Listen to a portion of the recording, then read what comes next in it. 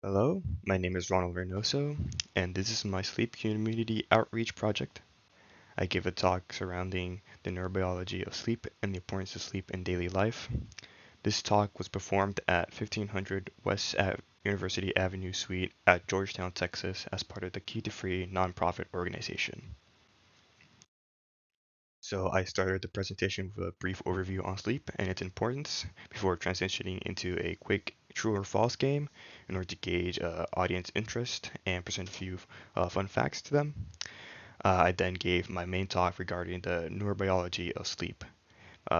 This included talk on several brain regions and mechanisms on how sleep works throughout the night, before going on to tips and advice for getting better sleep, and finally a question and answer section at the end. So for the main talk, I started off with discussing major brain regions associated with sleep and wake, such as the hypothalamus, VLPO, and ascending reticular activating system, as well as explaining sleep on and sleep off cells and the role of GABA in promoting sleep. Next, I explained how synaptic downscaling worked and how it plays a role in learning, as well as going into detail on the importance of the lymphatic system, clearing out metabolic waste during sleep. Finally, I went into details with explaining the qualitative differences between REM and non-REM sleep, including associated brain regions and brain activity. Throughout this talk, I related most of these mechanisms to the daily lives of the audience and how sleep plays a major role in their health. For the outcomes, there were a total of 22 people present in this talk. The talk lasted for an hour and 5 minutes exactly, and the lasting resource was a tip sheet with personally drawn illustrations and straight to the point main tips.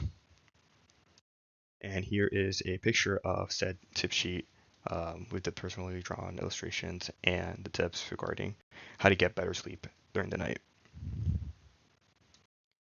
Lessons that I learned and things that I like to do differently next time.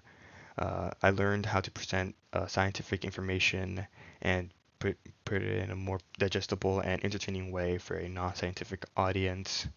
The audience really was able to understand most of these scientific terms and understand the vital role that sleep plays in their lives. For next time, I would like to have created a more flashier stand or appearance for the audience to see, and maybe also include some more games or trivia regarding sleep. Another thing that I'd like to do differently next time would be to host multiple talks at different locations and just engage with more audiences in order to really spread this talk of sleep and how these mechanisms work in our lives. Some of the best moments during this talk were the true and false game and the tips and advice section. The audience really enjoyed the true and false game and they were surprised with some of the facts given and became very interested in sleep.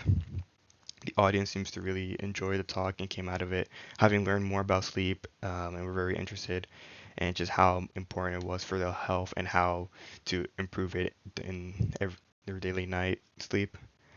And for a positive reflection, I found this to be a very good opportunity for both public speaking and presenting information towards a much wider audience outside of a college setting.